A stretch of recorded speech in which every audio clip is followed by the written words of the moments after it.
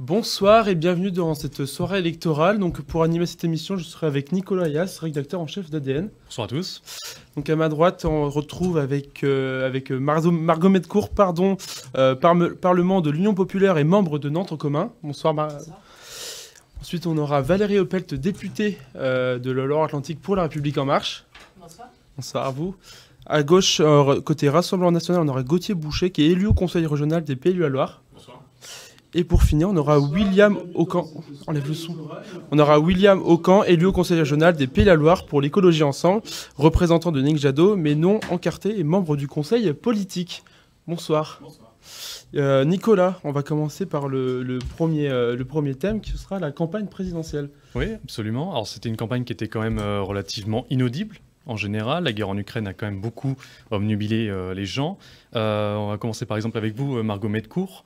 Malgré le soutien à l'Union populaire, on a quand même très peu entendu parler de la campagne en général, même du côté de LFI. Oui, c'est vrai, c'est une campagne un peu particulière. Je pense que c'est aussi dû au fait qu'on a un président candidat qui s'est dérobé. Vous pensez que c'est dû à ça, que ça a impacté? En grande partie, oui. Parce que je vois que Madame Opelt n'est pas tout à fait d'accord. Il y a des enjeux il y a eu la crise du Covid, et ensuite la guerre en Ukraine qui ont fait qu'on a une attention particulière pour le contexte international. Mais je pense effectivement qu'on a un président qui n'a pas joué le jeu du débat démocratique, qui n'a pas voulu mettre en débat son mandat. Et c'est d'ailleurs pour ça que j'espère que nous serons au second tour pour avoir un vrai débat démocratique sur les sujets qui préoccupent les Françaises et les Français. Valérie Opelt, directement sur ses propos. Alors c'est assez inquiétant d'entendre ça, et moi je suis plutôt rassurée de voir d'abord un président qui a su tenir une France, tenir cette crise Covid, tenir cette situation internationale, réussir à unir cette Europe parce que c'est le seul candidat qui en parle. Et puis finalement sur ces 15 derniers jours qui sont les 15 jours de campagne, finalement, on a eu un temps égalitaire entre les uns et les autres. Tous les candidats ont pu s'exprimer. Et ce qui est important, c'est qu'un président et donc candidat puisse aller... Malgré tout, Monsieur le Président a quand même refusé. Il a mouillé le maillot et justement, il a réussi à gérer cette crise en Ukraine qui dure malheureusement tout en étant candidat. Mais parce que malgré tout, il a quand même refusé de participer à l'émission. Mais regardez un petit peu l'histoire, intéressez-vous à l'histoire. Tous les anciens présidents qui se représentaient n'ont pas débattu au premier tour. Pour faire quoi, finalement? Pour se retrouver Mais peut-être aussi pour se défendre, justement. 5 minutes de parole, il y a eu du débat en réalité. Le débat s'est fait avec les journalistes, s'est fait avec le terrain, dans un meeting qui a réuni plus de 30 000 personnes. Donc pour moi, il a eu lieu ce débat. Et ce qui était important pour moi, d'ailleurs, en tant que député, c'était d'aller, et j'y suis depuis 5 ans, d'aller au quotidien, sur le terrain, convaincre les gens, la population, les Nantais et les Nantaises en l'occurrence. Et c'était surtout ça qui m'a tenu à cœur ces derniers temps. Monsieur Boucher, une réaction par rapport à ça. Est-ce que vous pensez que justement Monsieur Macron a bien participé au débat, ou au contraire, plutôt d'accord avec Madame Medcourt, est-ce qu'au contraire il est un petit peu dérobé à cela? Je pense qu'il s'est effectivement dérobé au débat, parce qu'il n'y a pas eu de grande confrontation d'idées dans cette élection présidentielle, qui pourtant aurait dû être l'occasion d'un grand moment démocratique, un grand moment d'expression populaire, à la suite d'un certain nombre de crises que nous avons vécues et dont M. Macron est tout de même comptable. Je veux dire, il y a eu en 2018-2019 la crise des Gilets jaunes qui était là aussi un grand moment d'expression populaire, d'expression démocratique avec des revendications nouvelles, notamment autour du référendum d'initiative citoyenne. Il y a eu un certain nombre de consultations, de grands débats dans les villes, dans les mairies, dont il n'est rien sorti et que M. Macron n'a pas entendu ensuite.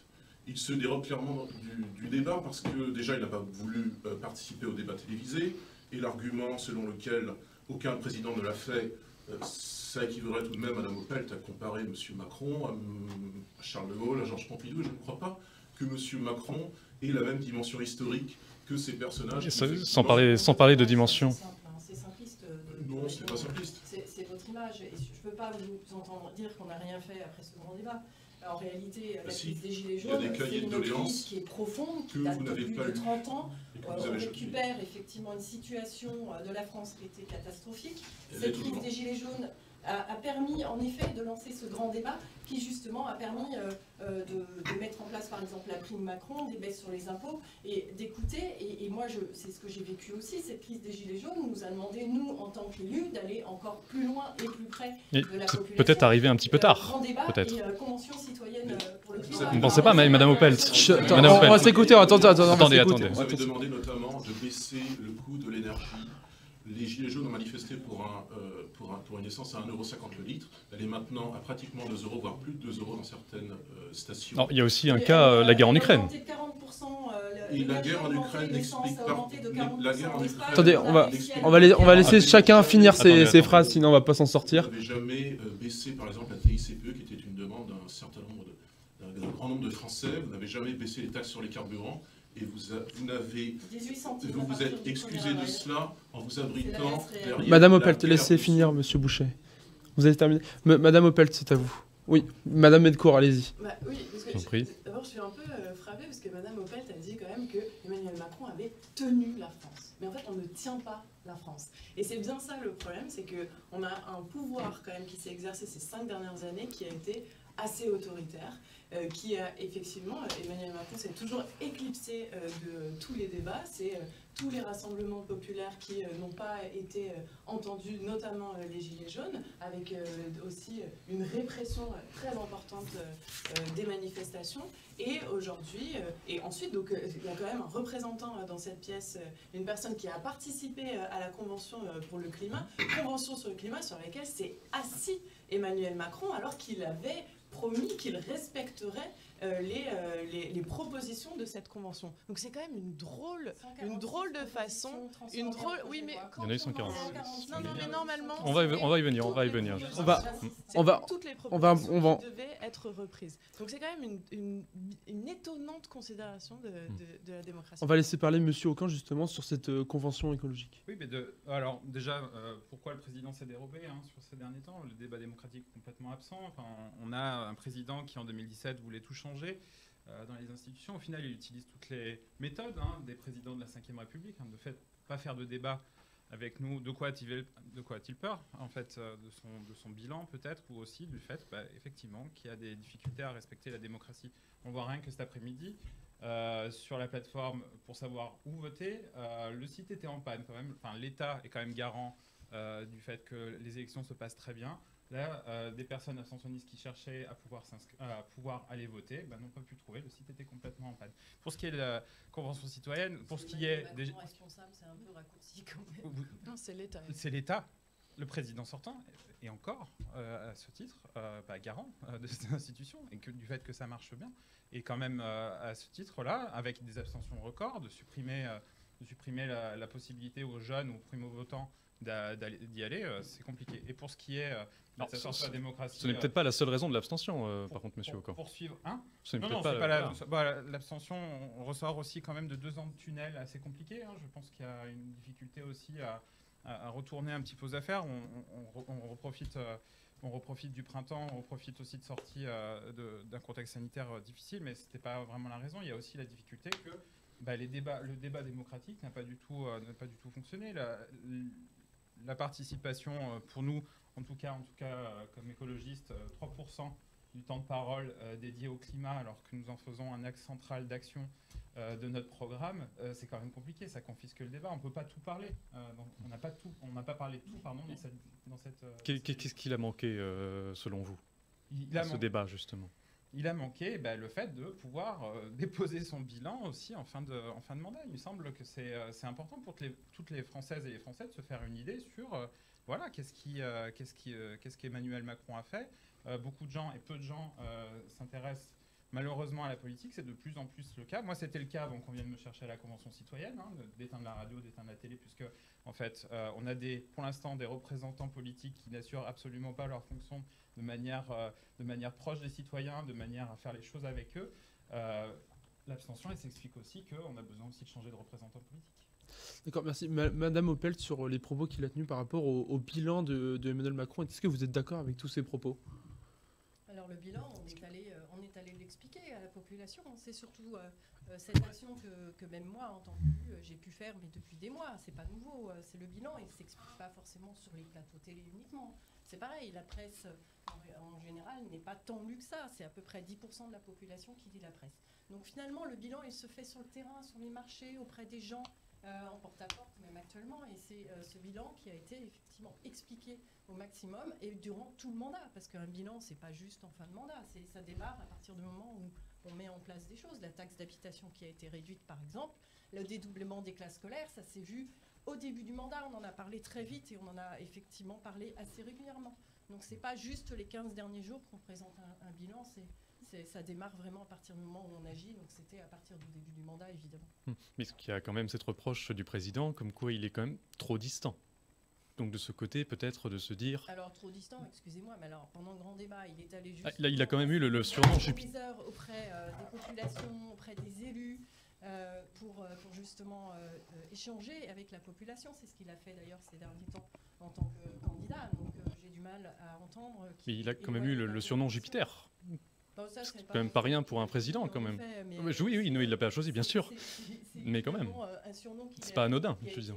Qui a été donné, comme beaucoup de présidents de la République peuvent subir ce genre de surnom. Mais en réalité, il a bien été sur le terrain. Et c'est le premier à avoir proposé ce grand débat. C'est le premier à avoir proposé la Convention citoyenne sur le climat, même si apparemment vous n'en avez pas une bonne expérience et c'est bien dommage. Comme beaucoup, hein. 3,3 sur l'action du gouvernement, 3,3 sur 10 à la sortie de la Convention citoyenne. En projet de loi sur le projet de loi climat résilience, c'est 146 mesures qui ont été reprises. Sur les projets de loi de finances, c'est 15%. Veuillez terminer, Madame Opelt. Sur l'Europe, c'est quand même 40 milliards injectés par l'Europe et 30 milliards pour l'écologie. Donc il y a vraiment des choses qui ont été faites. Projet de loi de finances, je le répète, et ainsi de suite. Ce sont des mesures du quotidien qui ont été mises en place pour les collectivités. Et dans le programme d'Emmanuel Macron, ça va être 700 000 logements qui vont être rénovés tous les ans. Et ainsi de suite. Donc c'est pas rien du tout. On a voté aussi l'arrêt des véhicules thermiques en 2030. Donc ça aussi c'est pas rien. Ce sont des choses très concrètes qui ont été demandées. Donc la Convention citoyenne pour le climat, elle a bien servi et c'est bien une connexion avec la population. Et il faut que ça continue. C'est sa méthode. Il veut continuer ainsi. C'est ainsi qu'il le présente d'ailleurs en tant que candidat. Il veut continuer des conventions citoyennes régulièrement sur tous les sujets. Je pense d'ailleurs à la fin de vie qui en est un exemple, où il ira consulter effectivement la population. Madame Melcourt, vous semblez vouloir réagir à cela. Oui, j'aimerais quand même rappeler, effectivement, je trouve que un des gros absents, des gros sujets absents de cette campagne présidentielle, ça a quand même été les problématiques écologiques. On a un rapport du GIEC qui est sorti cette semaine qui dit qu'on a seulement 3 ans pour enrayer les dérèglements climatiques. Et là, en fait, on a aussi un bilan d'Emmanuel Macron, un président qui a été jugé 2 fois pour inaction climatique par nos tribunaux, par les tribunaux français. Donc ça veut bien dire, excusez-moi, mais je vous ai laissé parler. Donc ça veut bien dire qu'en fait, on est complètement à côté, à côté des enjeux majeurs auxquels on est confronté et auxquels on sera confronté. Et en plus, on a un président qui a mené une politique non seulement antisociale, et on l'a vu avec les Gilets jaunes et plein d'autres choses, non seulement antisociale, mais surtout anti-écologique. Tous les militants écologistes le disent, le rapport du GIEC vient l'appuyer. Le mandat qui s'ouvre, ça sera le dernier mandat pour le climat. Et le dernier mandat pour le climat, avec quelqu'un qui a été inactif pendant ces 5 dernières années, eh bien, j'espère qu'on va échapper. Est-ce que l'actualité, justement, n'a pas trop posé ? On voit la guerre en Ukraine. Au final, est-ce que ça n'a pas justement complètement éclipsé ? Il faudrait pas l'oublier non plus. Mais je pense que la guerre en Ukraine, elle pose quand même de véritables débats. Elle repose la question de la souveraineté ou de l'autonomie énergétique. Elle repose la question de l'autonomie alimentaire. C'est pas comme si, oh zut, il se passe quelque chose et donc ça va empêcher la présidentielle. Non, il y a une agression de la Russie, de Poutine en Ukraine, et ça bouleverse le jeu géopolitique et ça pose énormément de questions sur la politique qu'on doit mener, et donc une politique aussi écologique parce qu'on doit développer l'autonomie alimentaire, énergétique et l'autonomie tout court. Oui, toutes les crises sont imbriquées en fait. Quand on est au pouvoir, excusez-moi, mais il faut savoir tout gérer de front, à la fois des crises sur le temps court, des crises sur le temps long. Sur la question de l'Ukraine, il est nécessaire, nous écologistes on l'a soutenu, de faire un embargo sur les énergies pétrolières russes et gazières. C'est quand même 17%, ça contribue à 17%, on va dire, de l'utilisation de ces ressources-là. Mais en vrai, en prenant ce que nous prenons depuis des années, des décennies en tant qu'écologistes, c'est la sobriété. On a la possibilité, en rénovant correctement les logements, hein, vous avez dit 700 000 rénovations par an, pour faire des vraies rénovations thermiques globales, hein, c'est celle-là qui aide vraiment le climat. Vous en avez fait 2500 sur l'année passée. Donc vous voulez en faire 700 000, vous le balancez comme ça. Et la Convention citoyenne, Madame, la Convention citoyenne... On vous laissera la parole juste après. La Convention citoyenne a dit que c'est une obligation de rénovation globale thermique, donc tout. Et de saupoudrer comme ça des aides à droite à gauche et de faire croire que vous allez rénover 700 000 logements comme ça, non, ça ne fonctionne pas. C'est pas ce que les scientifiques disent. Margot Medcourt a tout à fait raison. Pendant cette campagne, il y a eu quand même 2 volets du rapport du GIEC qui sont sortis. Pas un temps d'antenne, 3% du temps d'antenne. En fait, c'est insupportable. C'est un combat, de notre espèce. On a besoin de le faire. De mener de front toutes ces batailles. Emmanuel Macron montre qu'il le fait pas. Madame Opelt, vous avez le droit à la réponse. Les journalistes ne vous ont pas laissé parler sur le climat. Vous n'en avez pas parlé vous-même. Mais on en a parlé, évidemment. Vous n'en avez pas parlé vous-même. D'ailleurs, tout ce que nous avons... vous allez laisser finir. Et tout ce que nous avons déjà fait. Mais je défends un candidat, donc ça me paraît... Tout ce que dit le président sortant, normalement... D'ailleurs, la crise en Ukraine, effectivement, s'est intégrée à ce débat. Et je le regrette, effectivement. Et ça a posé la question des énergies. Mais je voudrais quand même rappeler que les 2 candidats que vous soutenez, Marine Le Pen et Jean-Luc Mélenchon, sont des pro-Poutine. Ils le disent clairement. Ils l'ont dit, c'est écrit d'ailleurs dans le programme de Marine Le Pen. Hein, c'est écrit. La collaboration prévue avec Vous avez Poutine. raison pour Marine Le Pen, mais alors par contre, Monsieur Boucher, vous avez la parole. Je vous invite à bien lire. Laissez-vous parler. Européenne des Insoumis Vos propos sont d'une insigne sottise, madame. devant le Parlement Il ne s'agit pas européen. de Attendez, Poutine, monsieur mais de Boucher. la Attendez, Russie. monsieur C'est Boucher. une longue continuité historique. Qu'est-ce que vous racontez?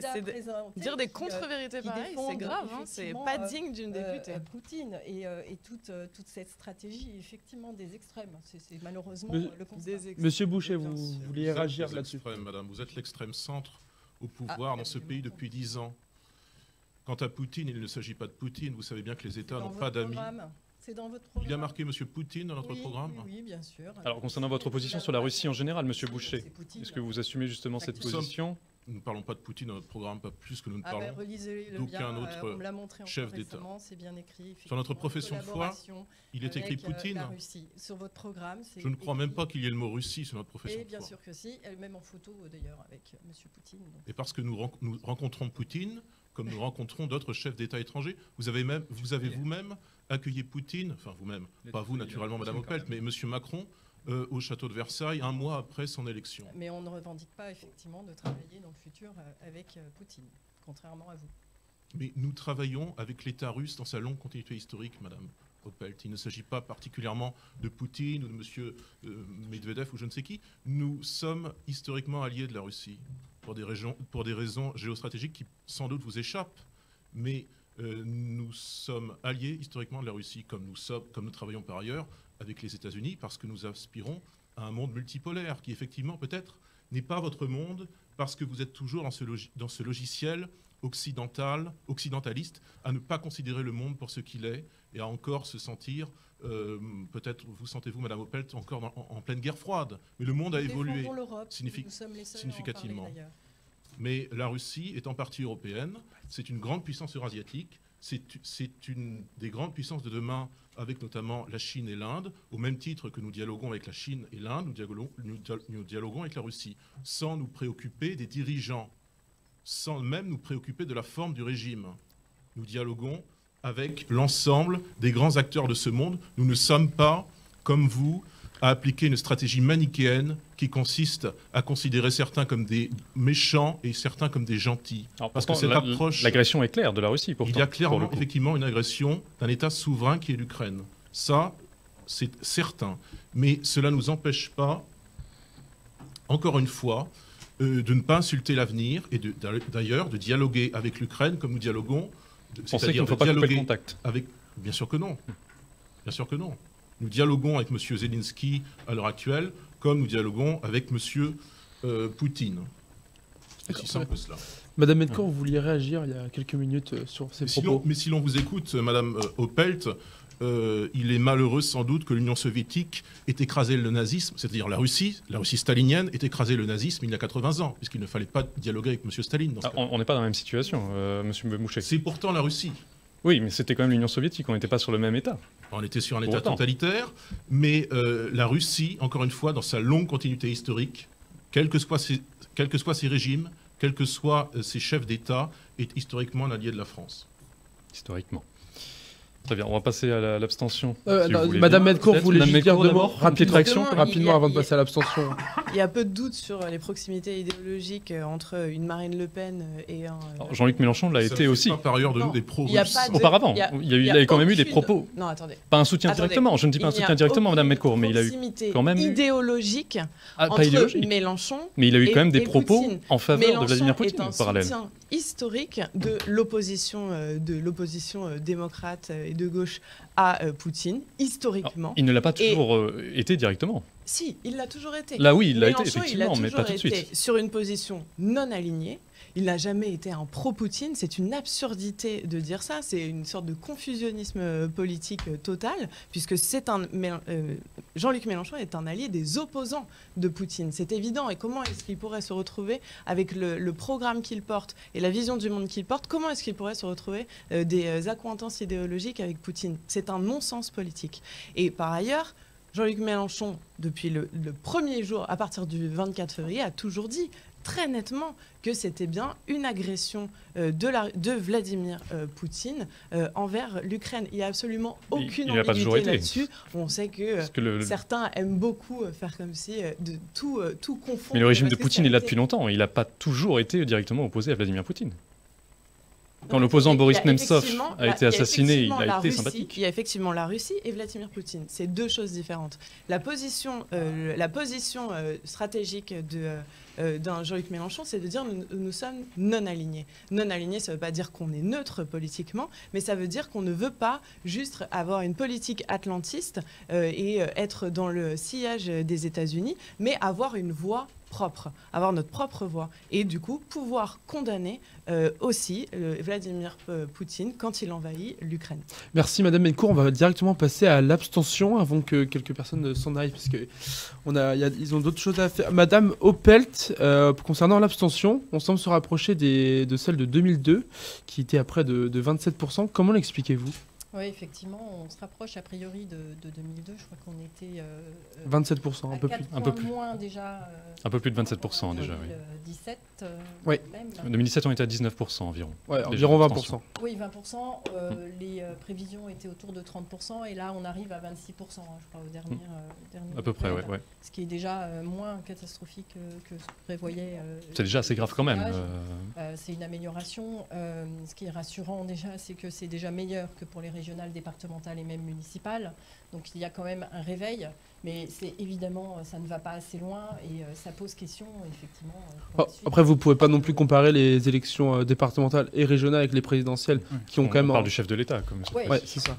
Ah, oui, mais les régions et les départements ont une importance... bien sûr.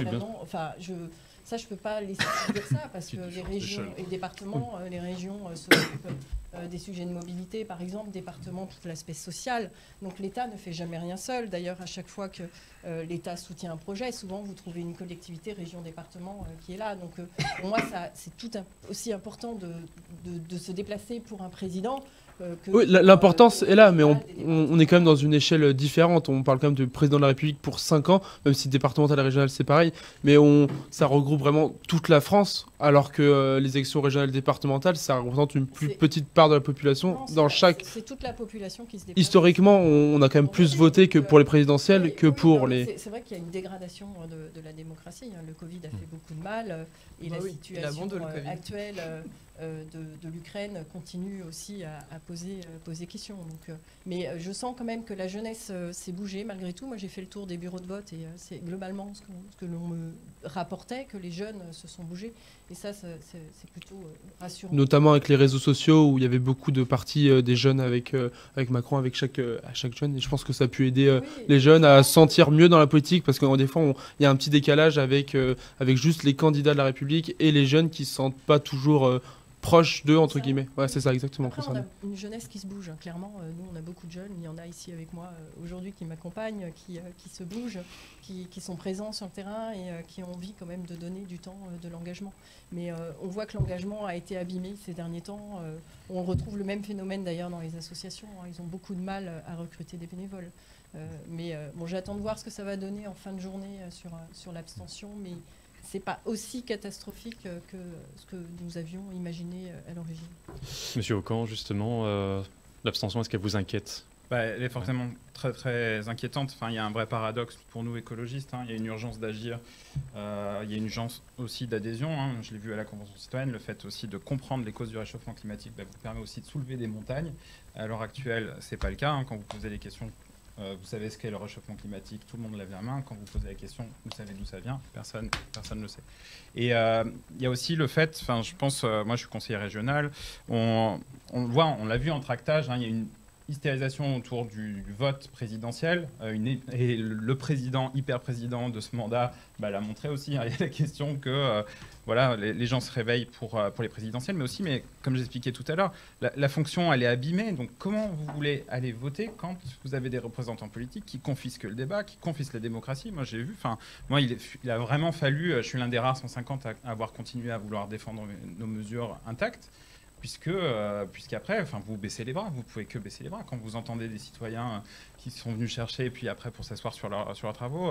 Et pour revenir à ce que vous disiez tout à l'heure, je suis vraiment désolé, mais tant que vous ne m'aurez pas prouvé que vous avez mis vos mesures là, on les a calculées avec des experts, qu'elles contribuent à nous mettre sur le chemin des accords de Paris, je ne vous croirais pas. Je suis désolé, les mesures que vous avez rabaissé les mesures des citoyens, vous n'atteindrez pas les 40%.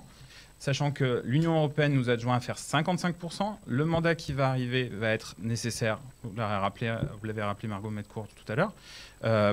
Tous les présidents le président qui sortira de cette élection va devoir agir pour le climat. Et ce que vous avez montré les dernières 5 années, excusez-moi, ça montre les petits gestes. On va éteindre les lumières, on va vider sa corbeille email, etc. C'est les mots de Barbara Pompili. Hein, de votre de 12% depuis le début, depuis 2017. Il faut arriver à 40 avant la fin de cette décennie. Justement parce qu'on a agi, au moins 40. On voit et là, Et heureusement qu'on a commencé à agir, parce que s'il avait fallu attendre les 2 derniers mandats, en effet, avant, et nous sommes les premiers à avoir agi. Je suis content qu'on parle climat, pour le coup. Oui, mais ça ne me pose aucun problème, c'est important. Et d'ailleurs, le climat, les sujets d'écologie n'appartiennent pas qu'à ELV, et je pense que c'est important. Alors pourquoi vous n'étiez pas à la marche climat hier, par exemple ? Mais parce que moi, je préfère aller agir sur le terrain. J'étais sur. C'est pas agir sur le terrain que d'être dans les marches climat. Parce que c'est une question que je me suis posée la question. Moi, j'ai rencontré Margot Metcourt, les ELV, les Insoumis. Bon, j'ai pas vu des gens de. Parce que vous croyez que c'est la marche. Ah non, mais c'est la marche pour tout le monde. Le climat touche tout le monde, tout homme, toute femme. Et vous n'étiez pas. Attendez. Monsieur Aucan, laissez-la terminer. Au cas par cas. Mais convaincre les gens, il faut montrer qu'on. Vous ne pouviez plus faire campagne hier, je vous rappelle. Monsieur Bouchet, vous vouliez vous exprimer. Oui, très brièvement sur l'abstention et la surabstention que nous connaissons depuis plusieurs élections. Si nous avons cette abstention prévisionnelle, là, je crois comprendre de 27%. Environ, oui. Environ, oui. À peu près un niveau équivalent à celui de la présidentielle de 2002. Je ne crois pas qu'on peut se satisfaire que ce soit moins pire que prévu ou des choses ou des raisonnements de ce genre. Nous avons un immense problème d'abstention qui est lié au fait que rien n'est fait véritablement pour intéresser les citoyens à la vie démocratique. Rien n'a été fait, notamment, et désolé d'y revenir, concernant les débats télévisés, puisque, encore une fois, le président candidat s'est dérobé au débat, ce qui ne donne pas envie aux Français naturellement de s'intéresser à l'élection. Et puis, il y a ce scandale que nous connaissons depuis maintenant plusieurs élections, qui est celui de la distribution des professions de foi des bulletins de vote aux 50 millions d'électeurs, qui a été assuré par une société privée aux élections départementales et régionales.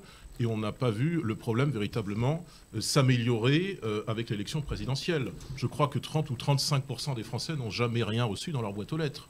Moi-même, si je ne savais pas qu'il y avait une élection présidentielle, si je ne m'informais pour mon vote qu'à partir de la profession de foi que je serais censé recevoir dans ma boîte aux lettres, eh bien finalement je ne serais pas allé voter aujourd'hui parce que je n'ai rien reçu. Et j'ai des dizaines de témoignages et chacun dans son entourage a des témoignages de personnes qui soit n'ont rien reçu, soit ont reçu des enveloppes incomplètes, soit ont reçu des bulletins en doublon, soit ont reçu des professions de foi sans bulletin de vote, soit, enfin voilà, toutes sortes de péripéties qui sont largement dues au fait que M. Macron et son entourage se désintéressent parfaitement de cette élection. M. Macron veut simplement être réélu par reconduction tacite. M. Macron se contrefout. Après, Valérie Opelt a dû s'en aller, donc qu'elle s'en aille, Mme Opelt, et que son président, entre guillemets, s'en aille au soir du 24 avril. Parce que les Français, on en ras-le-bol de ce je m'en foutisme qui, c'est autant sur la question des professions de foi, qui peut paraître prosaïque, même si ça ne l'est pas, parce que ça traduit un rapport à la démocratie. Les Français en ont marre. Mais quel est le véritable problème en soi? Qu'est-ce qui fait qu'on a de plus en plus d'abstention? C'est pas uniquement lié au chef de l'État. Comme dit M. Aucan, c'est le fait que les Français n'ont aucune raison objective de s'intéresser à la politique, puisque la politique, en l'absence de débat d'ailleurs, en l'absence d'échanges d'idées contradictoires, les Français ont le sentiment que la politique ne peut rien pour eux, que c'est essentiellement l'économique qui peut pour eux, et même plus encore le financier, l'économie financière qui essentiellement a le pouvoir sur les choses. Ils perçoivent bien que M. Macron n'a aucun pouvoir, d'autant plus que M. Macron est un ancien banquier. On va juste... Madame Madcourt, sur ses propos. Oui, non mais sur le niveau de l'abstention, bon... D'abord, j'aimerais quand même dire qu'il y a des gens qui disent qu'ils ont fait des campagnes de terrain. Déjà, qu'est-ce que ça dit sur l'état de notre démocratie, selon vous, un taux qui grandit non, mais c'est quand même présidentiel après présidentiel. Il y a 2 présidentiel. élections qui sont particulièrement populaires dans notre pays. Ce sont les municipales et les présidentielles. Les présidentielles étant la première élection à laquelle il y a le plus de participation. Et là, donc, on voit un taux d'abstention assez important. Et je trouve ça... grave de juste se satisfaire, c'est un peu moins pire que ce que c'était prévu. C'est grave, mais en même temps, c'est assez symptomatique de ce qui a pu se passer ces 5 dernières années. Dire, celles et ceux qui ont vraiment fait une campagne de terrain, et malheureusement, je pense que la députée Opelt n'en fait pas forcément partie, celles et ceux qui ont vraiment fait une campagne de terrain et sont allés au contact des gens, comme j'ai pu le faire et comme mes camarades de l'Union populaire ont fait, ce qu'on voit, ce sont des gens qui se sont sentis méprisés, infantilisés pendant 5 ans et qui sont particulièrement en colère. Particulièrement en colère, et donc qui vont soit sanctionner Emmanuel Macron dans les urnes, soit qui rejettent complètement le système électoral actuel, puisqu'ils disent ça ne sert à rien et c'est toujours la même chose. Donc les gens sont particulièrement en colère, et ils sont aussi en colère contre l'espèce de confusion politique qu'a menée Emmanuel Macron, en faisant croire qu'il n'y aurait plus de dominés et de dominants, qu'il n'y aurait plus ni gauche ni droite, que tout se vaudrait et qu'on serait tous dans un camp, tous ensemble, alors qu'en réalité, il a mené une politique qui n'a fait qu'enrichir les ultra-riches et appauvrir les personnes les plus pauvres de ce pays. Pas exactement pour l'abstention. Comment ça, pas exactement pour l'abstention? C'est ça qui mène à l'abstention. C'est le fait que les gens soient en colère, se sentent infantilisés et méprisés, et donc rejettent le système électoral. Mais justement, est-ce qu'on ne pourrait pas voter justement pour quelqu'un pour changer ça en soi? Les personnes qui sont au pouvoir... Mais oui, mais quand on a quelqu'un comme Emmanuel Macron, qui a un écart aussi important entre les discours et les actes, eh bien, les gens sont dégoûtés de la politique. Les gens sont dégoûtés de la politique. Et donc moi, je comprends cette colère-là. J'ai fait un choix, non pas de m'abstenir ou de me désengager, mais plutôt de sanctionner Emmanuel Macron et de porter un candidat avec un vrai programme, avec un vrai rassemblement, une vraie union populaire derrière lui, et de le porter au second tour. Et j'espère qu'on va pouvoir le faire pour mener un vrai débat. Mais moi, je comprends le dégoût de la politique, et je pense que Emmanuel Macron et tout son gouvernement devraient tirer les leçons de ce scrutin. Merci en tout cas, Madame Medcourt. Justement, Nicolas, ce sujet. Sur ce sujet, c'est vrai que c'est effectivement assez inquiétant. Je pense que l'avis est assez unanime sur cette question. Avec effectivement un scénario de 2002 qui semble se reproduire. La grande question, c'est aussi cette abstention est dans certaines classes sociales assez régulières, et notamment des classes qui touchent Marine Le Pen et Jean-Luc Mélenchon. Et on va justement en parler d'ailleurs avec... On invite Andy Kerbrat, qui est porte-parole départementale du parti La France Insoumise. Alors très rapidement, justement, sur cette abstention, il y a quand même énormément de moins de 30 ans qui votent pour Jean-Luc Mélenchon. C'est une part assez significative, mais c'est aussi une part qui est très abstentionniste. Donc est-ce que ça ne vous inquiète pas que beaucoup d'entre eux, justement, se disent je ne vais pas voter aujourd'hui.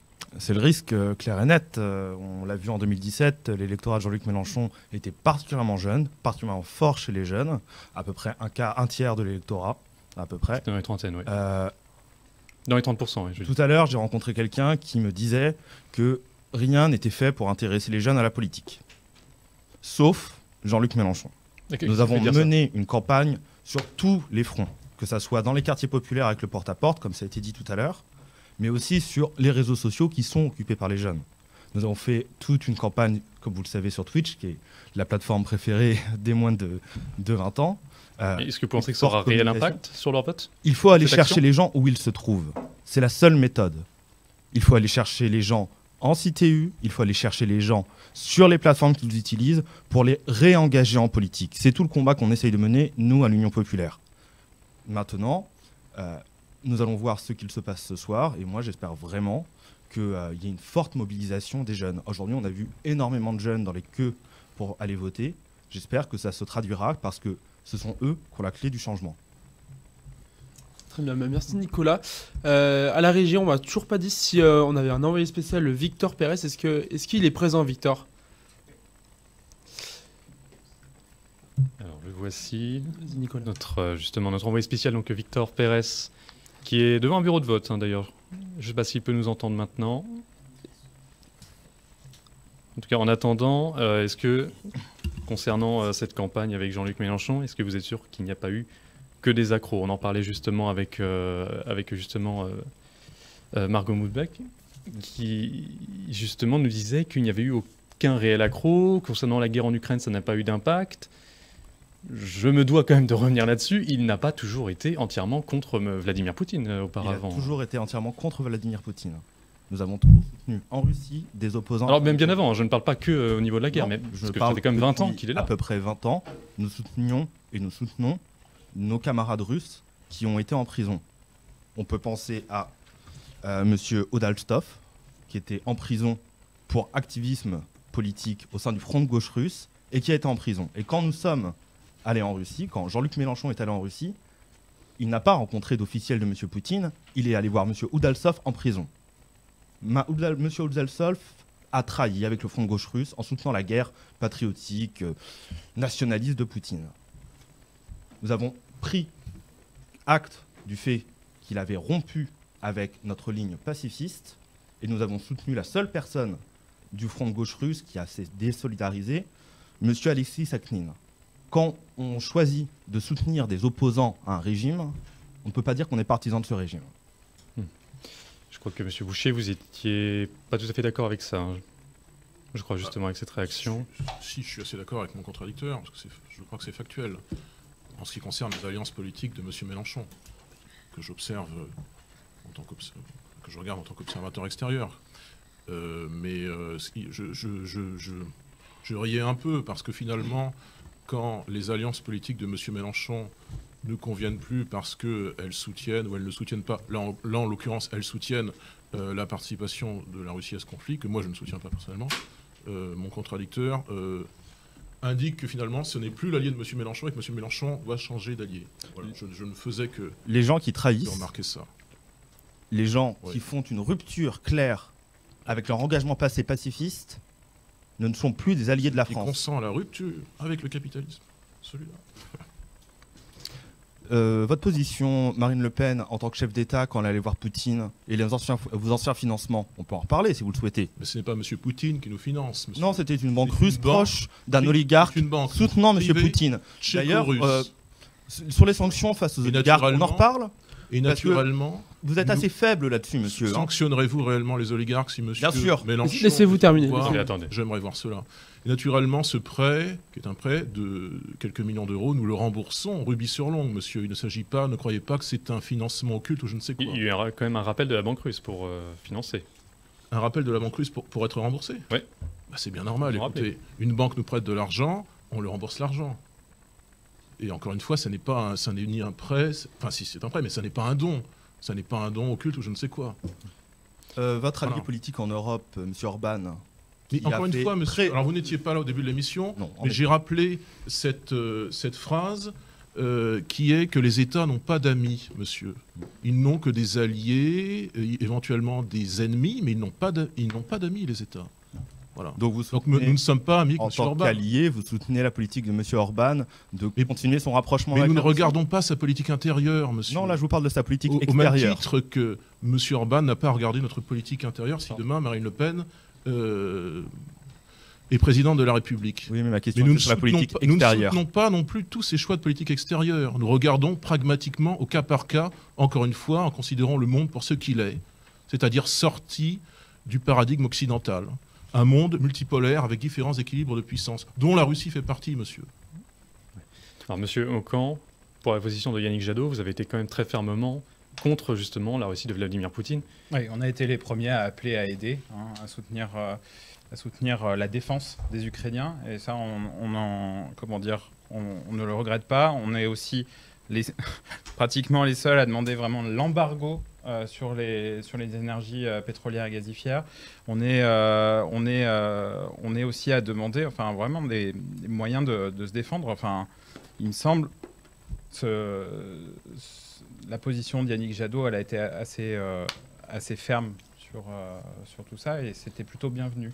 Ce qui était assez rare à droite à gauche, mais en même temps, pas là pour commenter les autres. Allez-y. Non, pas du tout, parce que je pense que beaucoup de Françaises et de Français se reconnaissent là-dedans, dans le fait de ne pas aller taper sur les autres quand on a des positions qui se rapprochent, ou montrer sa singularité. Et Yannick l'a plutôt bien fait, avec quelques réserves peut-être sur le fait de vouloir se comparer à d'autres. Pourtant, malgré cette position qui était quand même assez très partagée en France, justement, c'est de s'opposer à Vladimir Poutine, ouais.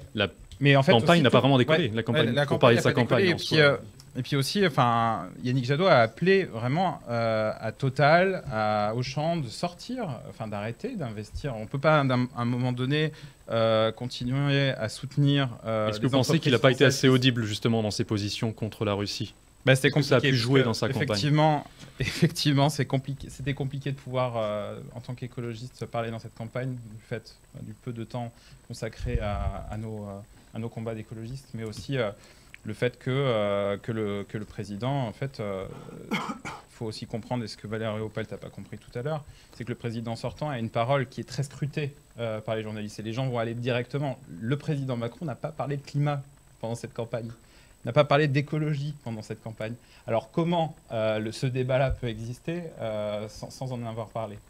Et c'est à ce sensla où, tout à l'heure, quand j'expliquais qu'il fallait mener toutes les crises et faire face de front sur les crises autant long et autant court, tout était lié. Tout était lié. Quand on demande à Total de sortir de la Russie, quand on est prêt, avec la sobriété, à réduire de 17% nos besoins en termes d'énergie venant de la Russie, d'arrêter de donner de l'argent, de soutenir l'effort de guerre en payant le gaz et le pétrole qui vient de Russie. Et il me semble que Yannick Jadot était super clair à ce sujet. Parce que pourtant, sa campagne, il a démarré avec à peu près 8% dans les sondages. Là, aujourd'hui, il n'en est qu'à environ 5%. Alors, comment vous expliquez une telle baisse de régime dans sa campagne ? Il y a aussi, à mon sens, beaucoup de Français qui ne se retrouvent pas dans la politique du sondage. C'est-à-dire que là, il y a eu quand même... Vous pensez qu'il peut créer la surprise et avoir ces 8% ou plus ? C'est ce qu'il avait annoncé auprès d'Hugo Décrypte. On verra dans quelques minutes. Je ne sais pas où on en est dans 10 minutes. On verra. Dans 10 minutes, on aura... Sur les premières estimations. Mais disons qu'il y a besoin de montrer aussi, et c'était le but du vote écologiste, c'était pas pour embêter tout le monde, de se dire non, les écologistes, on veut que ce soit ça. C'est un socle de Français qui ont décidé de mettre à l'agenda, au top de l'agenda, ces questions d'écologie et de climat. Et ce qui a été relativement dommage, c'est de ne pas avoir pu convaincre plus de Français, en tout cas si on se bat sur les sondages, mais à vrai dire, j'ai besoin de voir ce qui se passe dans quelques minutes. Ouais. Je pense que les surprises peuvent être de la partie ce soir. Justement, sur les sondages, il y a une candidate, Marine Le Pen, qui est en train de monter de plus en plus. Gauthier Boucher, comment l'expliquez-vous ? Et moi c'est comme... de même, je ne m'intéresse pas réellement aux sondages, si vous voulez. Le seul sondage qui m'intéresse, c'est le Aucun de vous universel. trois ne croit vraiment les sondages, en Suffrage du fait. peuple. Beaucoup de Français. enfin, Ce n'est pas qu'on ne croit pas aux sondages. C'est balancé. Certains sondages sont plus ou moins précis, mais on ne fait pas, on ne construit pas notre offre politique et notre programme présidentiel en fonction des sondages. De quoi vous pensez qu'ils sont quoi? Qu'ils sont trompeurs, qu'ils peuvent influencer? C'est Dans la mesure où Qu'est-ce les qui fait que vous leur faites moyennement 40% confiance en d'indécis. soi? Ouais. dans la mesure où les sondages déjà ne captent pas certains phénomènes comme l'abstention, sont plus ou moins précis avec les questions de marge d'erreur, la question du panel. Dans la mesure où les sondages ont pu par le passé créer des candidats ex nihilo, comme M. Macron, qui a tout de même été créé par une stratégie de presse et des sondages. Au final, les sondages participent d'une certaine manière, je ne dirais pas à fausser la sincérité du scrutin, mais on ne doit pas en être bien loin, à influencer en tout cas l'opinion. C'est un vrai pouvoir d'influence sur l'opinion publique, en tout cas, selon vous. J'en suis convaincu personnellement. À partir Et- du moment où on arrive dans un rolling permanent au jour le jour d'un suivi plus ou moins flou des indicateurs de sondage, évidemment, on est obligé de se poser la question où, quand tous les plateaux de télé ne commentent que ces sondages à longueur de journée, on se pose la question de l'influence. Et finalement, en débattant que des sondages, on ne débat pas des idées, par exemple. Moi, je ne regarde pas vraiment BFM TV et LCI et CNews, je n'ai pas de télé chez moi, mais je vois bien ces replays là, passés sur Internet, on ne débat jamais d'idées. On ne débat que des sondages, on ne débat que des petites phrases, on ne débat que des buzz, bons ou mauvais. On n'est jamais, encore une fois, dans une confrontation d'idées, alors qu'il y a des modèles idéologiques qui s'affrontent dans cette élection. Ensuite, votre candidat a refusé Le macronisme, de débattre. Laissez-le terminer, laissez-le terminer. Ce n'est pas Laissez-le le terminer. macronisme de la part Laissez-le terminer. de la part de candidats anciens trotskistes, je trouve la leçon un peu pénible. Par Laissez- rapport à un parti on a de fondé vrais- par Monsieur les Carbat, anciens Monsieur et Carbat, Carbat. On laissez a terminer, la monsieur CSS, Boucher. et puis quoi encore? pour le parti. Rappelez-vous l'histoire de votre parti, monsieur. Il faudrait dire beaucoup de choses, je pense, sur la participation de l'Union soviétique entre 1939 et 1933. Alors, concentrons-nous sur 41, cette campagne. aux côtés de l'Allemagne. 2022, Ouais, sur cette campagne. s'il Il vous y a plaît. des modèles idéologiques, pour revenir à 2022, il y a des modèles idéologiques différents dans cette élection. Le macronisme, ce n'est pas ce que propose Mme Le Pen, ce n'est pas ce que propose l'Union populaire. Or, les sondages ne parlent jamais que d'eux-mêmes. Enfin, la télévision ne parle jamais que des sondages.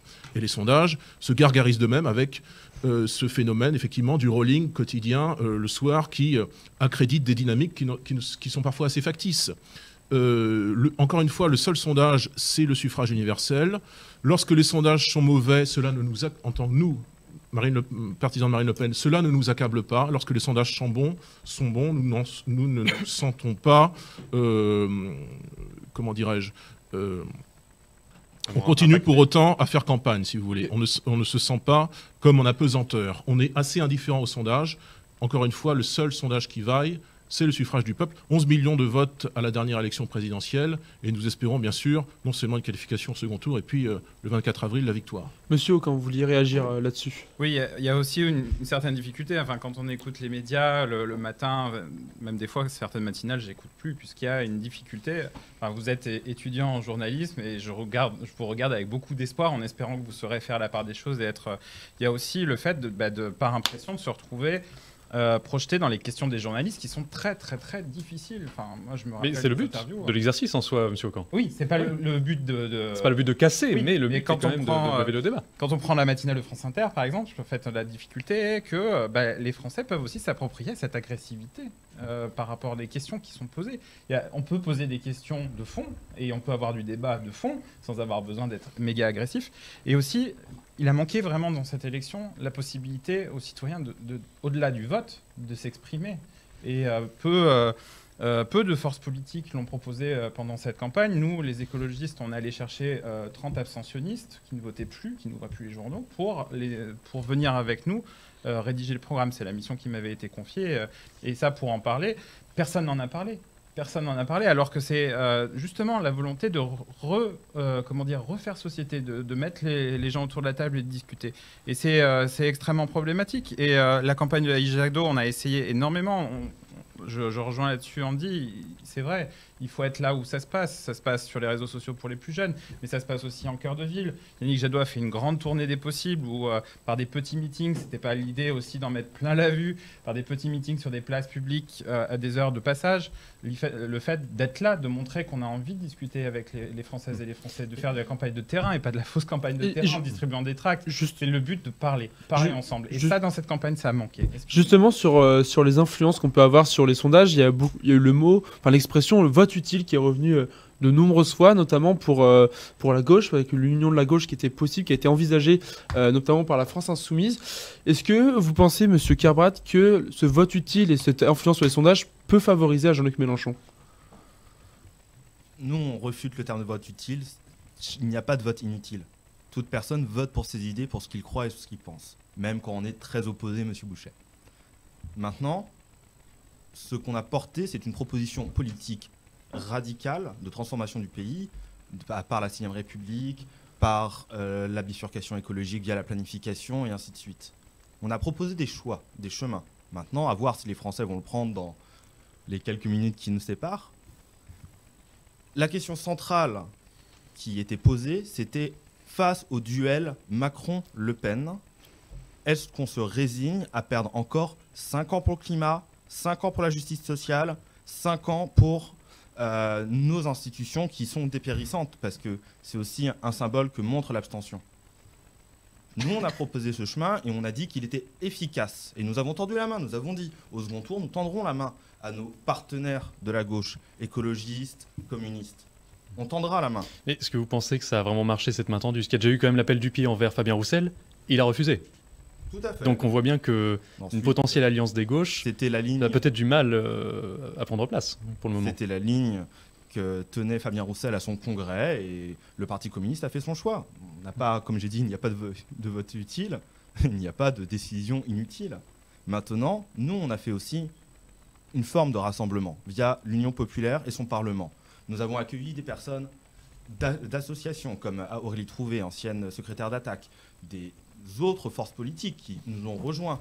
Je pense à Rêve avec Émeric Caron et des personnalités, anciens porte-parole par exemple de Génération, Thomas Porte. Nous avons ouvert aussi à des syndicalistes. Nous avons créé ce Parlement qui avait pour objectif de compléter et travailler ce programme sur tous nos plans pour pouvoir arriver dès le 24 avril en action et pouvoir lancer nos réformes pour ce pays. Maintenant, nous allons bien voir ce qui va être décidé, annoncé dans les quelques minutes qui nous restent. Malgré tout, pour rebondir là-dessus, est-ce que vous pensez que... On va quand même parler du vote utile, parce que c'est quand même quelque chose qui revient très très souvent, mais est-ce que vous pensez que malgré tout, il y aura, par exemple, je ne vous le souhaite pas, mais par exemple des personnes qui votent habituellement écologistes, qui ont voté pour M. Mélenchon, pour faire en sorte qu'une gauche, quelle qu'elle soit, arrive au second tour? Est-ce que vous pensez que ça peut arriver et que ça déjoue les sondages, pour revenir encore aux sondages? C'est une possibilité. Peut-être, ouais. Peut-être. Il va falloir voir. Donc le vote utile peut vous être favorable. C'était ma question du début. Le vote utile n'existe pas. Mais il a été pourtant un vote utile de la gauche. Je veux dire, là, on est sur littéralement une construction. Et on peut parler de vote utile de la droite pour faire barrage à Macron pour Madame Le Pen. Avec un aspect des Zémouriens qui seraient partis revoter pour Madame Le Pen pour éviter à tout prix un vote barrage, comme on appelle ça, qui est totalement pourrissant pour notre pays. Parce que, en effet, nous tuons notre démocratie à petit feu, et c'est le problème de nos institutions, de la 5e République, c'est pour ça que nous proposons la Constituante. Nous tuons notre démocratie à nous retrouver que dans des situations de barrage. Nous verrons bien maintenant, ce soir, si nous nous retrouvons encore dans un barrage. Nous, on proposait le barrage au Front National et à l'extrême droite dès le premier tour, au Rassemblement National. Excusez-moi. Il y a une manière de ne pas faire barrage, c'est que vous gagnez les élections, ce qui n'arrive jamais, puisque vous avez échoué à 2 fois successives, et peut-être cette fois-ci, la 3e. Monsieur Bouchet, vous aussi. Vous n'avez jamais gagné une élection présidentielle. Nous progressons, monsieur, avec une qualification nous progressons aussi. Qui n'était pas progression des deux côtés. En suffrage, mais pas au point, hélas pour vous et tant mieux pour nous, de vous qualifier au second tour de l'élection présidentielle. Ça dans quelques minutes. Alors, même 1 minute 30, on a 1 minute 30. Ça arrive effectivement, mais je crains d'avoir raison, hélas. Vous craignez? Merci, ça me fait énormément plaisir. Je crains, en tout cas, je pense avoir raison. Alors bien sûr, vous pouvez arguer que les institutions ne sont pas les bonnes, mais enfin, je crois que ce ne sont pas les règles qui sont inadéquates, je crois que c'est le peuple qui ne vote pas assez, et tant mieux d'ailleurs pour vous. Alors justement, qu'est-ce qui impacte ça? Plus, en fait. Mais... Que le peuple ne vote pas pour M. Mélenchon. Non, qui vote de moins en moins pour l'instant. Qui vote de moins en moins. On revient à cette question. C'est le débat qu'on a eu tout à l'heure sur l'importance des médias, l'importance excessive, à mon avis, des médias, l'importance excessive des sondages, le fait qu'il n'y ait plus de débat contradictoire, qu'il n'y ait plus de débat d'idées à la télévision et même dans la presse d'ailleurs.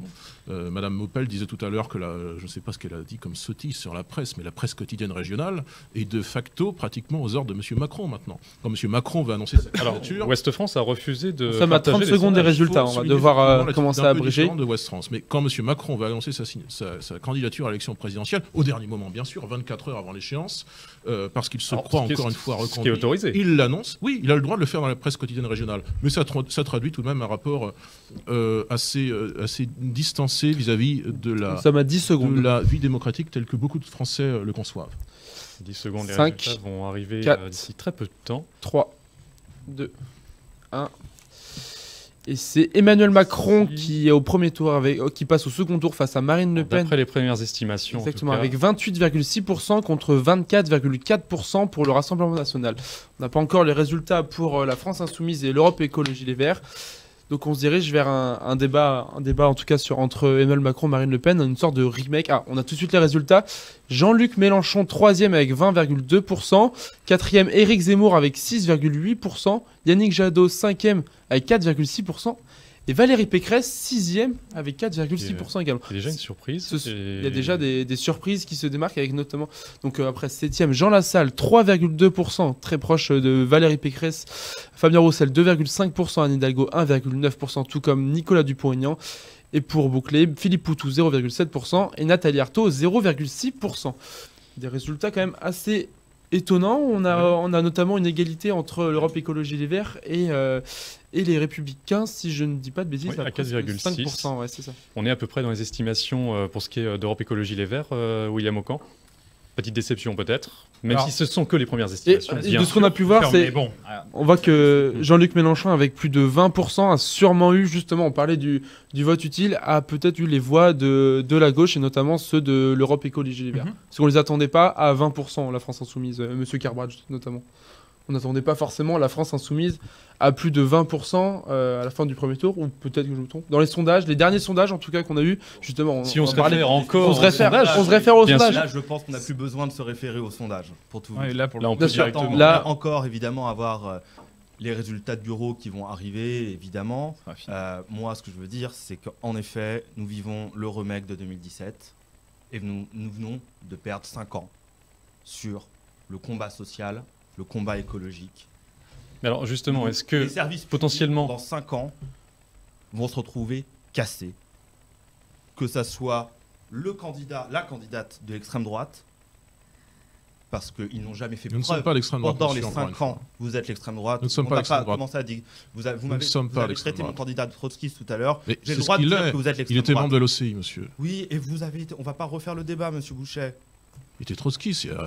Oui, il y a des gens. Ce ne sont pas mes idées, mais je crois que lui-même l'assume. Il y a des gens qui ont fait partie de l'OAS aussi, vous savez. Pas moi. Monsieur Aucan, vous vouliez vous exprimer. Monsieur Aucan. De toute façon, on remercie déjà nos électrices et nos électeurs de la confiance en cette voie de l'écologie qu'on a voulu porter. On est forcément, on a fait une belle campagne, mais forcément ça déçoit. Voilà, il ne faut pas se cacher qu'on n'a pas su représenter une alternative ou une proposition de ça, et on va en tirer des conséquences. Évidemment, cette campagne était pour nous extrêmement longue. Yannick s'est mis sur le terrain dès le départ et a voulu essayer de convaincre à droite à gauche. Il est évident que dans ce remake de 2017, celui qui m'avait aussi un petit peu fait débrancher de la politique à l'époque, on a besoin de ce que, en tout cas les Françaises et les Français de gauche et écologistes, besoin de tirer les conséquences à plusieurs et d'arriver très rapidement à construire des choses ensemble. La question est, c'est un désastre de ne pas avoir la possibilité de... Les mots forts directement, un désastre. C'est un désastre de ne pas pouvoir montrer une alternative, en tout cas une force alternative à comment dire, Emmanuel Macron, la xénophobie et d'accord. au libéralisme. C'est compliqué, mais néanmoins, il est évident que pour les écologistes, ce ne sera pas une voie pour Marine Le Pen. Et nous ne donnerons pas une voix à Emmanuel Macron. Donc vous pensez qu'on vous allez appeler... Néanmoins, il n'y aura pas une voix, en tout cas, d'écologistes. Vous n'appelez pas à voter? Donc ça va être vote blanc plutôt pour montrer le mécontentement? Non, c'est pas une question de vote blanc. Donc il n'y aura juste pas de prise de position de la part de l'Europe Écologie Les Verts? La prise de position, ce sera celle de Yannick Jadot. Moi, ce que je vous dis à l'heure actuelle, les écologistes ne donneront jamais de voix à Marine Le Pen. Et si nous, en tant qu'écologistes, nous donnons nos voix à Emmanuel Macron, il faudra bien comprendre que ce n'est pas un vote d'adhésion. Il reste encore beaucoup de travail. Les propositions de la Convention citoyenne qui sont passées à l'AS, la retraite à 65 ans, nous ne sommes pas d'accord du tout. La proportionnelle que nous avons proposée dans cette campagne, c'est compliqué. Mais il est évident que pour les écologistes, il faut faire barrage au Front National. Votre position, M. Kerbrat, par rapport à ça? Pas une voix pour le Front National. Et du coup, quand même, une voix pour La République En Marche ou... Nous allons faire comme en 2017, une consultation de nos 320 000 soutiens qui prendront une décision parmi 3 choix. D'ailleurs, ce sera une indication de décision entre le vote Emmanuel Macron, le vote blanc ou l'abstention. Tout comme en 2017, nous n'avons pas et nous ne sommes pas propriétaires de nos voix. Et tout politique devrait se rappeler. Et M. Mélenchon a pourtant indiqué il y a quelques jours la méfiance qu'il entretenait, et je crois à juste titre, vis-à-vis des consignes de vote. Vous allez donc faire... vous dire, Monsieur Boucher. Ce que vous allez faire, c'est une consigne de vote. Vous allez faire voter les gens sur une plateforme sur 3 choix. Ouais, 3 choix. Qui sont des choix indicatifs de ce que veulent les membres de l'Union populaire. Et à l'issue de ce choix, il y aura une forme de consigne de vote, de fait. Non, comme en 2017. Je vous souvenez pas tout à fait de ce qui s'est passé, je crois. Hein. Bon, c'était une ce consigne qui est sûr, tacite. C'est que vous n'aurez pas une seule voix de l'Union populaire. Nous avions en 2017, M. Kerbrat, je vous rappelle... Attendez, Monsieur Kerbrat, nous avions... Nous ne sommes pas passés, monsieur, de 21,3 à 33,90 par magie. Il y a eu beaucoup d'électeurs de M. Mélenchon qui se sont, beaucoup, 7% tout de même, et 30% nous indiquent les sondages, je suis désolé, qui s'apprêtent à... il y a tout de même des dynamiques qui sont perçues. 7% d'électeurs de M. Mélenchon se sont reportés sur Marine Le Pen en 2017. Et 93 ont fait un autre choix. Et 93 ont fait un autre choix, dont l'abstention différentielle, d'ailleurs, qui finalement n'avantage pas tant M. Macron. Pas du tout. Moi, j'encourage naturellement à ce que les électeurs de M. Mélenchon se reportent massivement sur la seule candidate ennemie de l'ordolibéralisme à l'œuvre actuellement, qui est Marine Le Pen. Parce que ce n'est pas M. Macron, naturellement. À sa décharge, l'idéologie est quand même très très opposée. Mais il y a naturellement des divergences fondamentales, notamment sur l'immigration. Mais je crois que les électeurs de M. Mélenchon sont plus intelligents que ce que M. Kerbrat peut en penser, et qu'ils sauront différencier entre M. Macron, entre Mme Le Pen, et entre une abstention qui mécaniquement n'irait pas dans leurs intérêts. Je les appelle donc massivement, tout comme j'appelle naturellement et principalement sans doute les électeurs de M. Zemmour, les électeurs de M. Dupont-Aignan et de Mme Pécresse, à se reporter massivement sur le seul suffrage patriote, qui n'est pas qu'un projet anti-macroniste, qui est aussi un projet en positif pour la France. C'est naturellement le bulletin de vote Marine Le Pen le 24 avril prochain. Pour vous, les électeurs de Valérie Pécresse et Éric Zemmour, et Nicolas Dupont-Aignan bien sûr, vont se reporter vers Marine Le Pen automatiquement? Automatiquement non, mais ils sont susceptibles, je pense, de se reporter beaucoup plus massivement que par le passé. Je rappelle qu'en 2017, par exemple, 40% des électeurs de M. Dupont-Aignan s'étaient reportés sur Mme Le Pen au 2e tour, 20% des électeurs de François Fillon. Je pense que ces proportions seront plus grandes encore parce que Marine Le Pen n'a pas fait 24% des suffrages exprimés ce soir pour rien. Elle les a fait, c'est-à-dire 3 points de plus qu'en 2017, pour rappel. Elle les a fait parce que les Français la perçoivent beaucoup plus professionnelle qu'elle ne pouvait leur apparaître par le passé. Elle a travaillé une meilleure campagne qu'en 2017. Elle a fait déjà une meilleure campagne. Elle a travaillé son approche, notamment son approche technique de son programme présidentiel. Je crois que les électeurs des différents candidats de droite percevront cela positivement. Pour terminer avec M. Zemmour, un sondage, encore une fois, indiquait il y a quelques mois de cela que les reports prévisionnels de voix entre l'électorat Zemmour et Le Pen étaient de 90%. Non, j'exagère, 80%, pardon. Donc il faut encore travailler à rassembler dans les 14 prochains jours pour que ces différents candidats, les électeurs qui se sont prononcés sur ces différents candidats se reportent massivement, enfin se prononcent massivement en faveur du suffrage Marine Le Pen. Vous pensez que l'appel sera suivi, d'après vous? Je le crois, parce qu'elle sera perçue comme ce qu'elle est, c'est-à-dire la candidate du rassemblement le plus large des Français, très au-delà des questions de droite et de gauche, très au-delà des questions de classe sociale, simplement rassembler les Français dans leur ensemble. Il va être, je pense, pour nos forces à gauche et de l'écologie, assez difficile à vivre encore ce second tour, hein, remake de 2017. Pour vous, c'est la même élection quasiment qu'il y a 5 ans? En fait, les temps ont changé. Comme je vous l'ai dit, on n'a pas réussi à imposer ce débat, mais on a un socle. On a justement les sondages affichés sur l'écran. Les estimations, pardon, je dis les sondages, les estimations, pardon. Et voilà, effectivement, Jean-Luc Mélenchon 3e avec 20,2, Emmanuel Macron 1er avec 28%. Il y a quand même un sacré écart entre les 3 premiers, donc entre Emmanuel Macron, Marine Le Pen et Jean-Luc Mélenchon, qui après tous les autres sont en dessous de 7%, donc avec Éric Zemmour à 6,8%, Yannick Jadot 4,6%, égalité avec Valérie Pécresse. Valérie Pécresse qui était donnée à environ 8,5-9% dans les sondages. Et qui s'est écroulé. À votre avis, les électeurs de Valérie Pécresse, en tout cas, encore une fois, on revient sur les sondages, mais c'est la seule base de données qu'on a pour ces élections, ont plutôt voté pour Emmanuel Macron. Je pense pas qu'ils ont voté pour Jean-Luc Mélenchon, vu que les idéologies sont plutôt différentes. Plutôt Emmanuel Macron ou plutôt Marine Le Pen, Gauthier Boucher? Les électeurs de Valérie Pécresse et Éric Zemmour, qui eux ont perdu quelques points de pourcentage. Mais je pense, pour le coup, on parlait tout à l'heure de vote utile. Je pense pour le coup que les électeurs de Madame Pécresse, si on est passé d'une estimation de 9% à 4 et quelques, c'est qu'il y a eu un phénomène de vote utile vers le macronisme. En toute petite partie aussi sans doute vis-à-vis de M. Zemmour, encore que M. Zemmour est plus bas que prévu de 2 ou 3 points. Mais ils ont bien perçu d'une part que les Républicains étaient devenus, comme l'était le Parti Socialiste il y a 5 ans, un parti de gestionnaire de collectivités territoriales. Enfin bref, un parti qui n'était plus appelé sans doute dans un futur proche à présider la République. Et puis ils ont aussi voté pour M. Macron parce que sans doute M. Macron représente davantage bien l'intérêt de leur électorat majoritaire, c'est-à-dire les classes moyennes supérieures urbaines principalement, pas exclusivement mais principalement.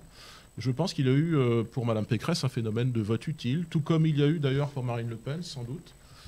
Non seulement sa propre campagne, ce qu'elle a fait proactivement ces dernières semaines pour convaincre les Français, les rassembler, et puis aussi une petite partie de ces 24% de Marine Le Pen, peut-être 3 ou 4 points. Je pense que c'est l'électorat initial de M. Zemmour qui, dans ces derniers jours, a bien perçu que leur candidat, sans doute, n'était pas un grand homme politique et a fortiori pas un homme d'État. Un commentaire sur les Républicains. Enfin bon, je n'étais pas non plus à vouloir que la force des Républicains soit très forte, mais néanmoins ils payent quand même assez cher son tournant un petit peu extrême du début de campagne, hein, le fait d'avoir 3 offres. Vous pensez que c'est plus de droite extrême, d'extrême droite et extrême. Vous pensez que c'est plus son tournant extrême ou c'est plus sa campagne présidentielle qui a été globalement ratée avec de nombreuses interventions qui étaient. Il faut savoir proposer du choix en fait dans cette campagne. Et quand vous avez 3 discours qui, entre guillemets, ont certaines nuances, mais se rassemblent sur des points qui sont, pour nous, en tout cas à gauche, et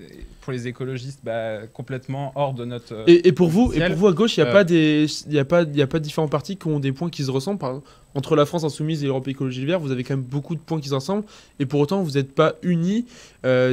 Imaginons qu'on accumule les voix de l'Europe Écologie Les Verts et de la France Insoumise, vous seriez au 2e tour face à Emmanuel Macron. Il montre que le combat, il a besoin d'être continué, mais le combat, maintenant, il a besoin d'être continué, pas seul. C'est-à-dire qu'il y a la question maintenant, on ne pouvait pas s'improviser comme ça, au dernier moment, une union magique, selon derrière quelqu'un et tout. Moi, je vous l'ai redit, hein, ça fait 3 ans que je suis reconnecté à la politique, je comprends parfaitement les électeurs et les électrices qui ont pu se retrouver chez Jean-Luc Mélenchon, et aucun de nous... aucun de nous n'est amer sur ça. La question du choix, elle est importante. S'ils se sont sentis dans cette offre-là confortable, et ben, voilà, la question là, maintenant, c'est en fait avec l'effort qu'on a à faire du plus grand défi de l'humanité et que on le voit comme hier à la marche climat, qu'on est les seuls à se soucier de cet enjeu-là. Il est nécessaire de travailler ensemble. Il est nécessaire, on l'a vu ces 5 dernières années, il n'y a pas eu de groupe écologiste à l'Assemblée. Résultat, on n'en a pas parlé, en fait, finalement, d'écologie. On en a très peu parlé. Il y a des thèmes écologistes. Vous pensez que c'est la seule raison qui justifie le résultat à la fin ? Il y a la question aussi d'avoir une grande voix, une petite voix. La question de l'écologie est malheureusement trop peu entendue dans tout ce méandre de notifications, sur le fait aussi que les médias ont aussi leur part en fait à choisir les thèmes qu'ils proposent aux gens à discuter, les débats de société. Et c'est extrêmement compliqué. Maintenant, il faut aussi entendre que je entends. Pas de souci. Il y a de l'écho dans vos locaux. Mais voilà, il y aura la question. Voilà, on est prêt à continuer à se battre pour l'écologie, mais maintenant il faut se battre à plusieurs. Et voilà, troisième tour des présidentielles, c'est législatif qui arrive derrière, et je pense qu'il va falloir assez rapidement. Et la gauche, en tout cas pour la France Insoumise, vous êtes plutôt sur une bonne dynamique malgré tout, même si a priori vous n'êtes pas au second tour. Mais pour les législatives, est-ce que c'est quand même bon signe à propos ? Une bonne dynamique, ça aurait été d'être au second tour. Hein, bien sûr. Quand même à vous le dire. Ce qu'on peut quand même remarquer, c'est l'existence de 3 grands blocs dans ce pays maintenant.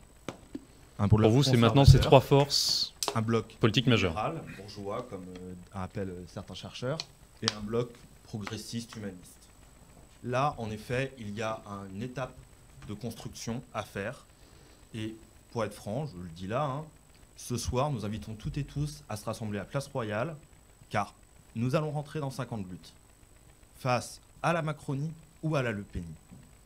On ne laissera pas 1 centimètre de terrain social, écologique, s'avancer et nous bouffer comme les 5 dernières années. On sera aux côtés, et j'invite nos amis écologistes vraiment à venir nous rejoindre ce soir pour manifester le fait que nous sommes globalement la 3e force de ce pays, quand même, et que nous ne laisserons pas imposer la décision par un tiers de l'autre.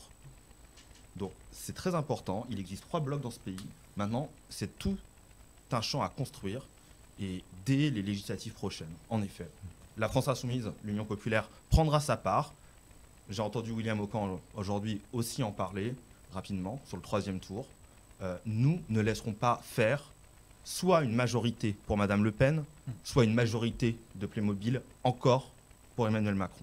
Vous pensez que ça jouera du coup que il est extrêmement d'autres se important de rassembleront sortir de l'hyper-présidentialisme, enfin un régime présidentialiste, avec un Parlement où on a un équilibre des forces des 3 blocs beaucoup plus important et marqué. On peut vraiment passer à un régime parlementaire. Et ça, c'est quand même assez souhaitable dans notre pays. Ce sera un des combats de la gauche. Ce sera un des combats de la gauche, peut-être. Ce sera les combats qui nous rassemblent. Je pense qu'il y a la question de l'arc humaniste qui a été assez poussée et qui est nécessaire, à mon avis, de vraiment proposer ça, en tout cas à nos électeurs. Ça, par contre, c'est un point de vue personnel. Hein. Je me retiendrai responsable de ce que j'ai dit ce soir par rapport à s'il y a une différence par rapport à Yannick Jadot. Mais en vrai, il y a la nécessité d'arrêter de passer à un régime présidentiel et vraiment à un régime parlementaire. On a besoin sur les prochains moments, et on a besoin aussi de montrer cette unité. Je serai probablement présent avec vous Place Royale, mais disons que les 2 prochaines semaines, elles vont être pour dire, voilà, pas une voix pour Marine Le Pen, et Emmanuel Macron, c'est pas de l'adhésion qu'on vous offre. Il va falloir être beaucoup plus exigeant sur nos revendications. Oui, Monsieur Boucher, vous vouliez... Cela implique que potentiellement, Monsieur Jadot, peut-être, appellerait à voter Monsieur Macron. Même si ça ne serait pas un vote d'adhésion. Indirectement. Ce qui sera d'une certaine manière, ce sera des voix pour Monsieur Macron. Alors, on pas une voix pour vous, en tout cas. Hyper-présidentialisme, justement, Monsieur Boucher. Nous ne sommes pas du tout dans cette analyse-là. Naturellement, nous ne sommes pas pour une constituante qui aboutirait sur une 6e République. Nous sommes pour les institutions de la 5e République telles qu'elles sont. Nous sommes pour ce régime présidentiel qui, toutefois, a des imperfections. Enfin, il y a des imperfections, notamment dans notre système électoral, avec le refus systématique du scrutin proportionnel. En 2017, M. Macron avait promis d'ailleurs le scrutin proportionnel. Il ne l'a pas fait et il ne le fera pas. Si Marine Le Pen est élue, il y aura le scrutin proportionnel. Cela implique qu'il y aura de nouveau, peut-être, Monsieur Aucan, un groupe écologiste à l'Assemblée, parce qu'il sera peut-être mieux représenté. En tout cas, il y aura une majorité parlementaire, Rassemblement national, de 250 ou 300 députés, élus à la proportionnelle, c'est-à-dire que dans un département comme la Loire-Atlantique, une force qui ferait 10% des voix sur 10 circonscriptions aurait un député. Et elle ne serait plus, soumise à ce jeu de grands notables, entre grands notables de droite et de gauche, qui est celui du scrutin majoritaire. Alors, en tout cas, on ne s'y dirige pas. On ne s'y dirige pas, effectivement, parce que, à part Marine Le Pen, personne ne propose la proportionnelle, qui est une proportionnelle naturellement avec prime majoritaire, avec un mécanisme correctif. Mais nous ne sommes pas effectivement, pour revenir à cette logique de république parlementaire, celle de la 4e République, celle peut-être des apparentements, de la conjonction des centres, ou toutes ces choses détestables, qu'a un peu d'ailleurs ressuscité M. Macron, même si mes opposants font de M. Macron un hyper-président. Je crois qu'il est surtout dans un mode de gestion extrêmement autoritaire, M. Macron. Et effectivement, il ne respecte pas son Parlement. En tout cas, il y a déjà... Parlement Playmobil, pour reprendre l'expression. Mais M. Macron, c'est tout de même la conjonction des centres. C'est la social-démocratie qui s'est effondrée et qui a rejoint massivement M. Macron. C'est maintenant la droite Pécresse qui s'est effondrée et qui rejoint M. Macron. C'est la conjonction des centres. Face à cela, il y a un projet, au-delà de la droite et de la gauche, qui est le rassemblement du peuple, un rassemblement national au service des intérêts du peuple français, au service exclusif des intérêts du peuple français, qui en France, jusqu'à preuve du contraire, est le seul souverain. Et la femme qui porte ce projet, c'est Marine Le Pen. En tout cas, on a déjà une annonce d'une première candidate, Anne Hidalgo, qui a recueilli 1,9%, qui, je cite, « Je vous appelle avec gravité à voter contre l'extrême droite de Marine Le Pen ». Donc, elle appelle à voter Emmanuel Macron. On n'a pas encore eu l'annonce de Yannick Jadot et de Jean-Luc Mélenchon. C'est étonnant pour vous, du coup, non, c'est pas une surprise. C'est ironique, mais enfin, c'est sidérant à quel point... Elle a bien dit le mot « gravité ». Gravité, oui. C'est seulement ce que ça veut dire. C'est sidérant à quel point le Parti socialiste est tombé, et ça illustre bien ses complaisances avec le capitalisme financier le plus odieux et le plus libéral. Si Madame Hidalgo est tombée, combien fait-elle? 1,9%. 1,9%. Bon, si Madame Hidalgo fait 1,9% des suffrages exprimés, c'est-à-dire sans doute à peu près 600 000 suffrages, c'est ridicule. On a d'ailleurs des estimations... ce parti qui faisait l'alternance politique dans la 5e République avec la droite gaulliste et libérale, qui maintenant est un parti qui fait de la figuration, ce parti qui gère des départements, des conseils régionaux, qui fait la pluie et le beau temps dans ces collectivités, qui maintenant est réduit à moins de 2% des suffrages. Ce parti qui a eu 3000 parrainages automatiques lorsqu'il s'est agi de chercher les parrainages. Il est aussi bien implanté localement. Et qui a, donc si je calcule bien, à peine plus de 200 fois plus de voix que de parrainages d'élus. Enfin, ça montre la dégringolade du Parti socialiste, qui est véritablement devenu un parti de notables où il n'y a chez lui que des permanents politiques, que des élus, que des apparatchiks, et il n'y a plus de force militante. Alors, sur le plan local, Monsieur Boucher, le RN encore est pas très bien implanté en Loire-Atlantique. Je ne sais pas les scores qu'il fait, si vous pouvez me dire. La régie, combien Marine Le Pen? On ne voit pas très bien. 22,1 29,21 et Emmanuel Macron. Ah, donc elle est... Non, justement, en Loire-Atlantique, Marine Le Pen est très proche d'Emmanuel Macron. Marine Le Pen fait 29% en Loire-Atlantique. Non. Pour l'instant, c'est des tirages par bureau, donc c'est les remontées. Donc il n'y a pas encore de score. Enfin, à part si vous considérez que 300 votants, ça fait 29% des Pays de la Loire, là, il y aura un problème. Moi, je vois pas ce qu'il y a sur l'écran. C'est un premier tirage. Je suis myope, donc... Non, mais c'est un premier tirage de 300 votants, comme vient de nous le dire M. Kerbrat. C'est un premier échantillon. Mais enfin, Madame Roland, qui dirigeait la campagne de Madame Hidalgo, va peut-être maintenant pouvoir enfin rediriger sa mairie de Nantes pouvoir enfin s'occuper de la sécurité des Nantais, pouvoir enfin remettre de l'ordre dans sa ville, parce que depuis 6 mois, on ne la voyait plus beaucoup. Elle va peut-être enfin pouvoir refaire de la politique au service des Nantais. Alors, oublier un petit peu les affaires du Parti Socialiste, qui n'intéressent pas les Monsieur Kerbrat. Moi, j'aime beaucoup, donc on vient de nous expliquer que le combat sur la proportionnelle, avec prime majoritaire de la part de Madame Le Pen, ainsi de suite. Bon, sur les grands sujets qui ont quand même émaillé ce quinquennat, Marine Le Pen a été le plus souvent absente. Ça, c'est votre analyse, monsieur. Non, il suffit de voir les comptes rendus de séance de l'Assemblée nationale. Quand même, un travail de député. Nous y prenons la parole, pas uniquement. Vous a laissé parler juste avant. Vous n'étiez pas présent au moment des votes. Laissez finir, monsieur Kerbrat. Vous n'étiez pas présent au moment des votes. Vous n'avez pas été. Vous-même, vous n'avez pas été présent au moment du vote sur la privatisation du rail dans le Pays de la Loire. C'est une sottise. J'étais en commission des transports, monsieur. Et alors, j'ai voté contre. J'ai voté contre. Vous n'avez pas voté. Voulez-vous que je vous envoie le fichier audio de la commission des transports à laquelle je participe? Vous y verrez que je suis présent. Tout à fait. Et que j'ai émargé et signé et que j'ai voté contre cette privatisation à venir du réseau ferroviaire régional. Cela n'empêche pas. Or, vous, d'une certaine manière, cela n'empêche pas que sur le débat des retraites, Monsieur Bouchet, sur le débat des retraites, Marine Le Pen n'était pas présente à l'Assemblée. Qu'est-ce qui nous prouve que vos députés seront pas d'autres députés Godillot Playmobil? Je n'y crois pas un seul instant. Il ne suffit pas d'agiter des paquets de nouilles pour faire œuvre d'opposition à l'Assemblée nationale. Monsieur Kerbrat, laissez terminer. Attendez, vous avez laissé beaucoup parler, monsieur Bouchet. Bien sûr, que Madame Le Pen est à 24%, mais laissez un peu quand même parler le troisième bloc populaire qui a... Bien sûr, allez-y, on vous écoute. Donc, je disais... Non, nous, on peut être très fiers du travail qu'on a fait sur les 5 ans. Avec 17 députés, nous avons fait 2 fois plus de travail que à peu près les autres groupes, dont le groupe majoritaire de La République En Marche. Nous avons eu nos députés au Parlement européen qui ont fait un travail admirable. Un travail qui est salué dans sa qualité de député. Un travail qui a inspiré des gens. Je pense à Leïla Chaibi qui a fait un travail sur l'ubérisation incroyable et son combat contre l'Amazon.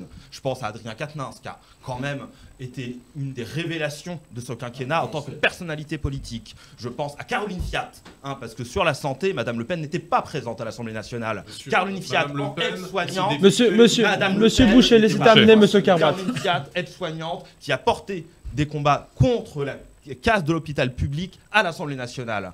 En attendant, le FN n'était pas là.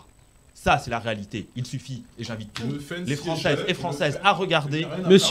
Monsieur Boucher. Nous sommes très fiers, il faut le dire, de notre campagne présidentielle que nous avons faite. Mais malgré tout, malgré l'arrivée de 3e. Oui, c'est un échec, mais nous sommes très très fiers.